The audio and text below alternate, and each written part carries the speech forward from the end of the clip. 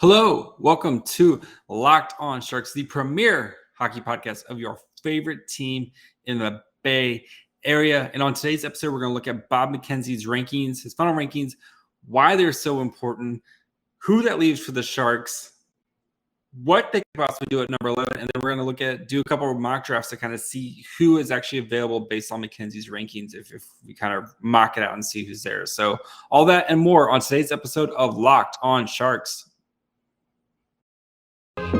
You're Locked On Sharks, your daily podcast on the San Jose Sharks. Part of the Locked On Podcast Network, your team every day.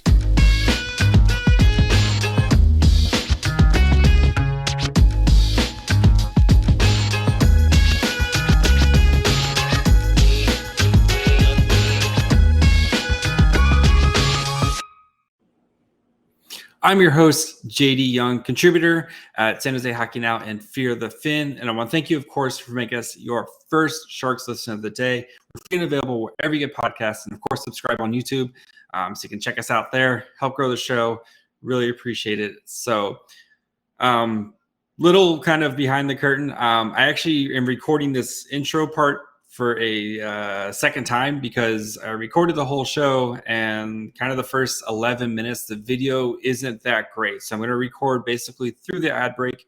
You might have like a minute or two where the video is a little fuzzy, but then it kind of works itself out. So I apologize, but I didn't want to put out a really bad video there, when you're kind of turn it off. So especially with how important Bob McKenzie's rankings are, I wanted to, make sure I took care of you guys, the fans. So please excuse, it might be like 3 minutes of kind of a little bit grainy footage, as for some reason, I don't know, the video just didn't process it very well. So, but let's get into it. So Bob McKenzie put out, of course, his final rankings. All of hockey Twitter was kind of up in arms because he had Juraj Slafkovsky as the number one pick over Shane Wright. And if you're kind of maybe new to the draft world or, just getting into it, especially with the Sharks being bad the past couple of years, and you're like, okay, so who's Bob McKenzie? Bob McKenzie's kind of like the dude when it comes to draft. So especially if you're like, a certain of someone age watching, following the NFL, and it was always, you had like your kind of like Mel Kiper would always put out, and I was like the guy. Now there's like a bajillion people putting out. But anyway, Bob McKenzie, though, he is like the guy when it comes to making his draft rankings. And he actually gets like NHL scouts and kind of compiles their lists and, and is able to put together a list. And the past 10 years, I'm sure you guys saw this on Twitter today, but the past 10 years, he's had the number one pick right. And he's usually really, really close when it comes to picks. I think he had his average is 8 out of the first top 10 picks. He's usually pretty spot on. So when he puts out a list, it's going to be relatively close. And with him putting on his list today, I think of course, the big everyone's talking about is, Shane Wright going number 2 to the Devils. Apparently, maybe I still think the Habs are going to pick Shane Wright. I think for them putting that line together of Wright and Suzuki and Cole Caulfield is pretty tantalizing. But would I be shocked though if Shane Wright's not the first pick? No, just because Bob McKenzie, again, he's kind of like the dude. But I think the biggest takeaway for me, though, is who could be available for the Sharks at number 11, right?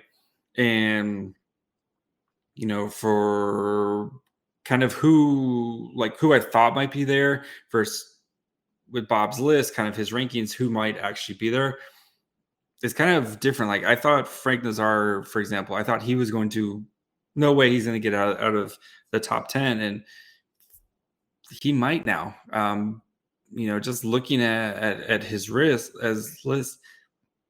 Bob McKenzie has Frank Nazar at 15, Lekkerimaki, who I was 100% sure would be available for the Sharks, he has him at 8. is there a chance Lekkerimaki could be there for the Sharks? Yeah, there's a pretty good chance he could still be there, but just looking at his ranking. So if you haven't got a chance to go, I'll go through kind of the top rankings here. So of course, Juraj Slafkovsky is number 1. Shane Wright is number 2. Logan Cooley, number 3. Simon Nemec is number 4. Cutter Gauthier, who, he's been kind of rising up the boards because he's a big boy.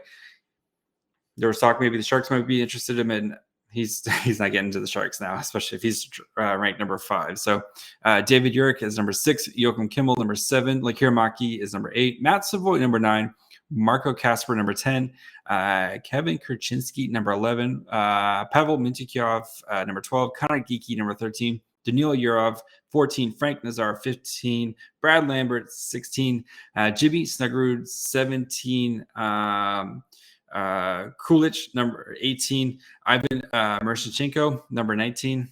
I did it, guys. They said it couldn't be done. Isaac Howard number 20, Liam Ogren 21, Noah Ostlund 22, Owen Pickering 23, etc., etc. Other guys we did profiles on: Recker McGrody 27, Philip Macer 30. And then Seamus Casey is like way down there, I think. So, again, it's not the gospel of like what's going to happen in the draft, but he's pretty close. So I think the biggest takeaway though for the Sharks is they're going to have a lot of good players that they're going to be able to get look at and potentially be available for them. So before we get into kind of a nice rundown and kind of review of all these kind of players in that like 8 through 16 range, especially if you haven't been following for the draft the whole time or haven't checked out all the draft profiles, again, all those profiles, you'll hear me say it again here in a couple minutes, but they're all on YouTube. I made a nice YouTube 2022 draft playlist. It's got all the profiles that we've done, mock drafts, any of that stuff, it's all there. So if you want to go check out a certain prospect, if any of these guys, if you missed them or you're just kind of playing catch up and you're trying to cram before the draft, go check out that. But before we get into the kind of the rankings here, got to take a quick break. Talk to you guys, of course, about our friends over at Bet Online. You guys know BetOnline is your #1 source for all your betting needs and sports information. Find out the latest sports developments, league reviews, and news, including Major League Baseball. You've got, of course, NFL futures going on. You've got two different golf things to choose from. So whatever you want to bet on there, they've got you covered. MMA, boxing, everything you need is available to bet online.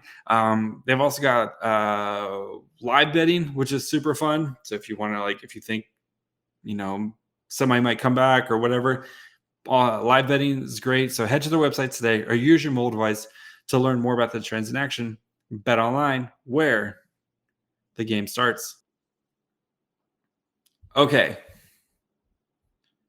So let's just kind of, again, some of the 8 through 15. I think these are the guys that we really got to kind of dig into who might actually be there for the Sharks. So we have Lekkerimaki, who I mocked to the Sharks in our, locked on mock draft at 8. So that means somebody or, some of these people, the McKenzie scouts and stuff, must really, really like his game. I know he's a little bit smaller and stuff, but the dude can shoot. We've talked about Lekkerimaki a bunch, and, there's a couple weeks ago where I thought he will absolutely be there for the Sharks. Now I'm a little hesitant that he might not get to the Sharks.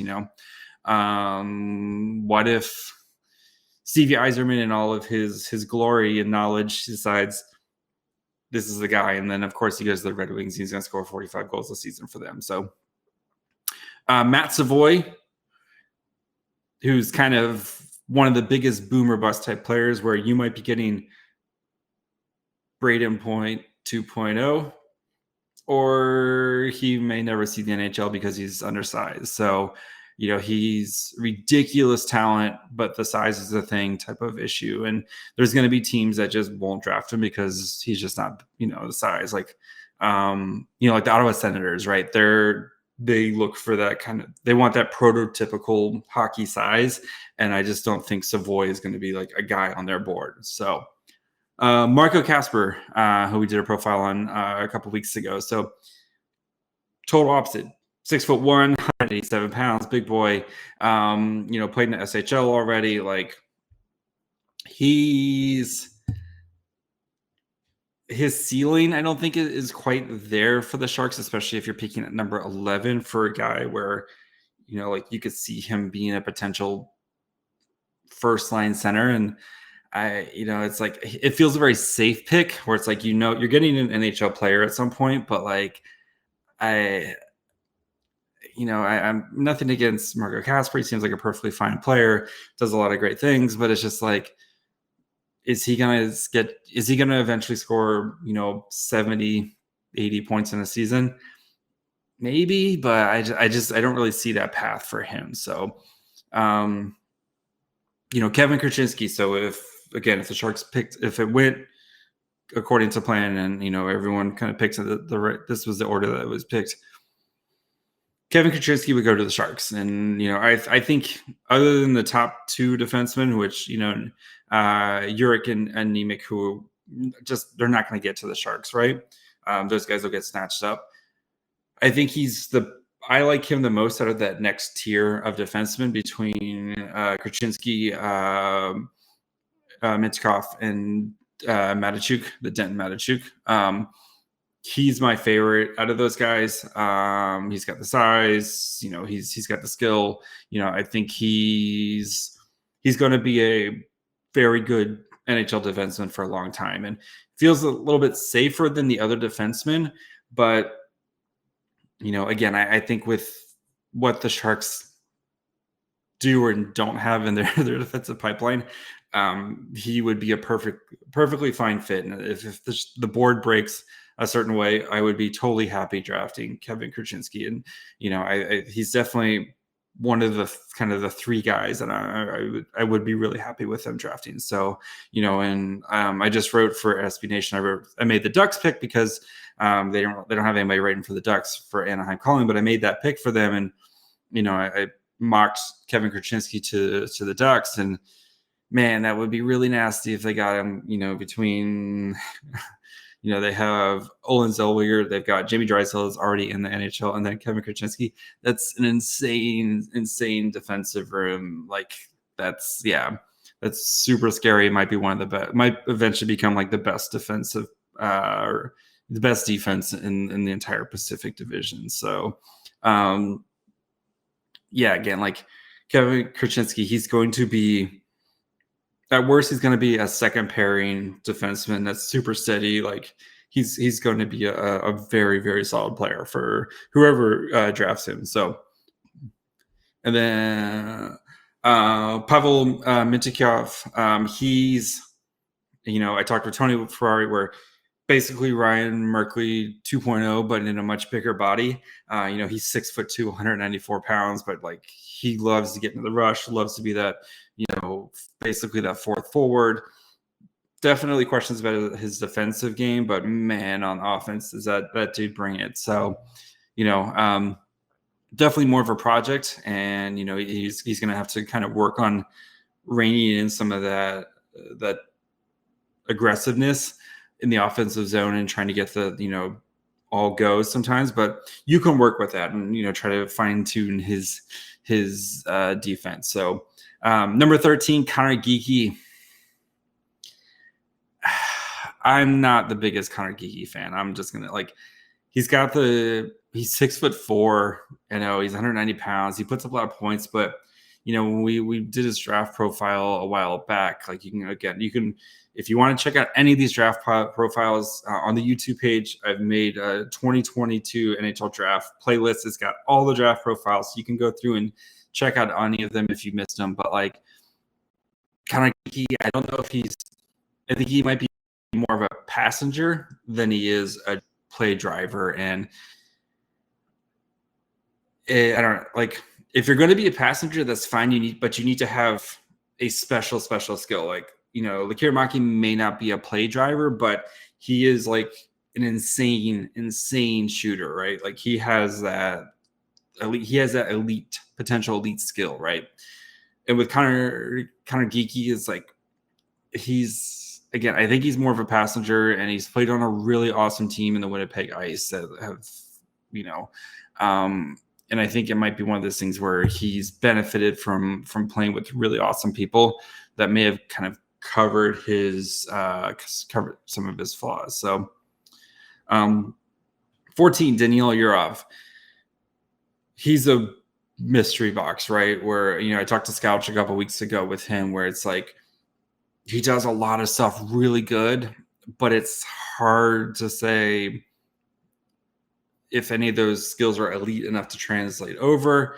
It's also, you have to kind of, with the Russian factor of like, again, with him, he kind of got put in a tough situation where he, with his team, remember that, so they don't have like the AHL equivalent over there. It's basically like the juniors or the KHL for his team. And he wasn't getting any ice time really for the KHL team. So he wasn't really able to kind of produce, but he was too good to play with his juniors team. So you think maybe next year, if he can, kind of crack that KHL team and be able to put up some points. And there's a lot of stuff to like with him and what he does well. But again, does he have that like one elite thing that you can kind of point to and be like, okay, that right there is an NHL caliber quality thing?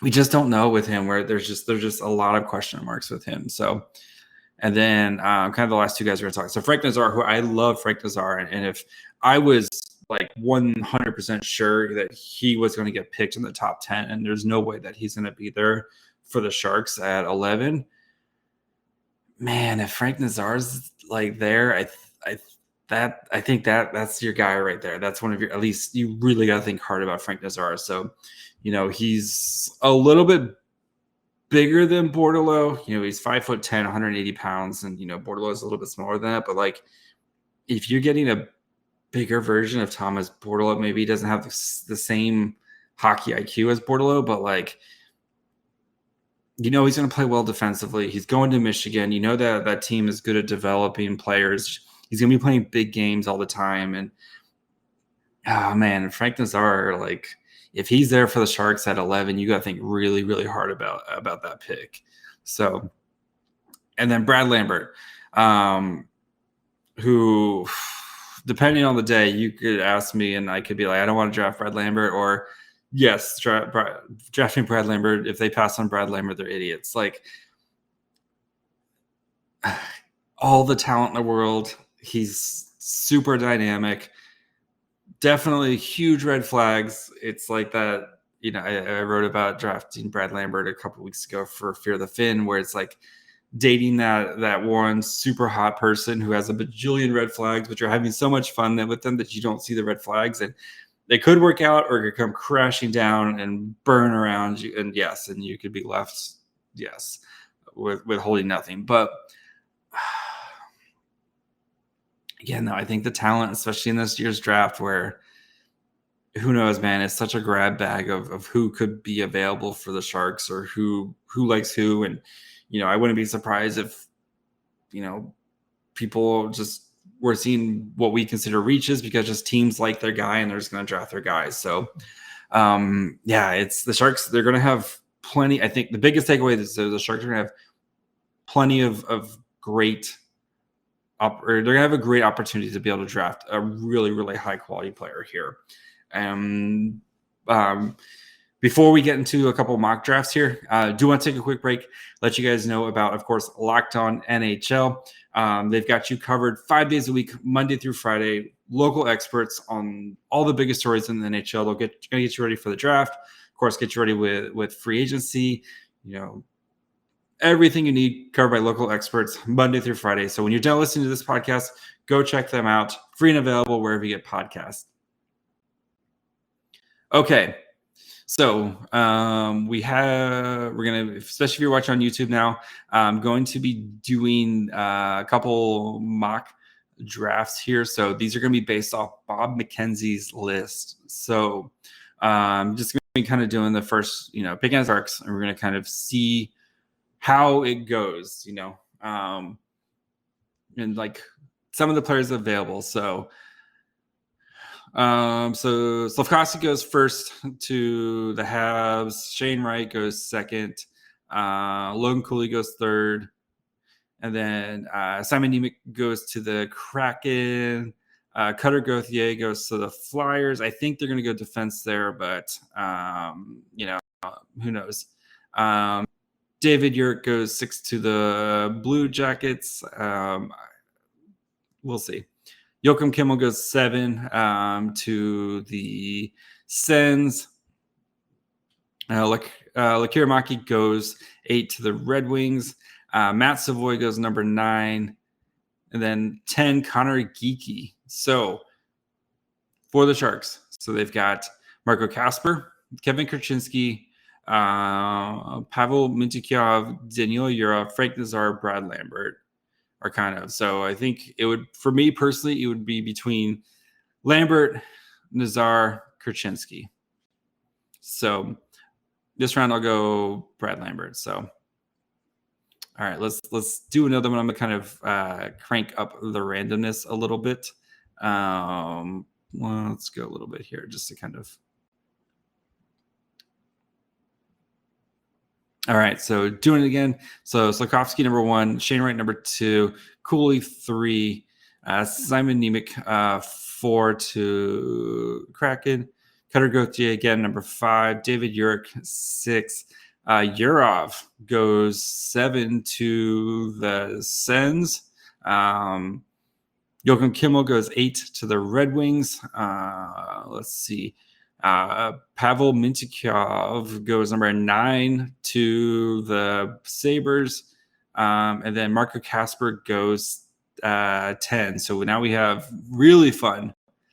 We have Lekkerimaki, who's ranked number 8, Matt Savoy, Kevin Korchinski, Connor Geekie, Frank Nazar, Brad Lambert. So I'm going to go Lekkerimaki this time. All right. I kind of like that with a little bit more random here. All right, let's run this bad boy again. So we'll just sim to my pick. Okay, so it goes Slafkovsky, Cooley number 2, Shane Wright number 3, Joakim Kimmel number 4, Marco Kasper number 5 to the Flyers. The Blue Jackets select Simon Nemec. Matt Savoy goes number 7 to the Sens. David Urick goes to the Red Wings. Cutter Gauthier goes number 9. Frank Nazar goes number 10. So on the board for the Sharks, it would be between probably I think it'd be between Lekkerimaki, Kevin Korchinski, Daniil Yura, Brad Lambert. So we'll go Korchinski this time. So yeah, that one was fun. All right, let's do one more. So, all right. So again, send me to my pick. So, Slafkovsky, Cooley, Wright goes number 3. Simon Nemec goes number 4. Matt Savoy, Cutter Gauthier number 6. Marco Kasper number 7. Daniil Yura number 8. Joakim Kimmel number 9. David Urick at number 10. Man, if Urick slid all the way to the Ducks, that's just not fair. So again, kind of the same guys. So Lekkerimaki, Korchinski, Mintyukov, Connor Geekie are your guys. Frank Nazar, Brad Lambert. So yeah. So again, I think I think the biggest takeaway for me here is the Sharks are probably going to have a big time decision on who could be available for them. So, I think guys who I didn't think, like Frank Nazar, who I honestly did not think was going to be in play. We saw how many times he was kind of there for the Sharks. Again, this is just a mock draft, and real GMs are different, and we've heard the volatility of this draft, but the Sharks are in a good position to be able to get a really good player, and that's kind of my big takeaway from this. And if it's Lekkerimaki or Nazar or Brad Lambert or Korchinski or whoever it is, like the Sharks are still going to be able to get a really, really good player who's going to be able to kind of fit into their core. So, yeah, so that's kind of a nice look into Bob McKenzie's rankings and why they're so important and what this means for the Sharks. So, if you haven't already, make sure you guys following along Facebook, Twitter, Instagram, all those places at Locked On Sharks. You can interact with me as well on there. Listen wherever you get podcasts, Apple, Spotify, Odyssey. You guys know the whole deal. If you haven't on Apple, please leave a 5-star review. I don't think I've gotten a review in a little while. It kind of makes me sad.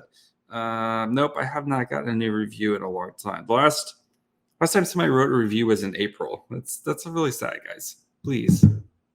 If you haven't written a review, please do so. It makes me feel better about myself. So, YouTube, of course, you can watch there. You can see whatever my fun Star Wars of the day is. We have one of the First Order TIE fighters in the background today, and you can see my Emo's Not Dead shirt. And then you can follow me on Twitter at MyFryHole. Go check out, of course, the Locked On NHL show. And tomorrow, some dude named William Eklund is going to be here, so you may want to check that out. So I heard he's pretty good. So some might say he might be franchise saving. So come back tomorrow, William Eklund, and then Thursday planning to do a live show. Make sure you guys are all subscribed for that on YouTube. So 8 p.m. Thursday night Pacific time. So until then, bye, friends.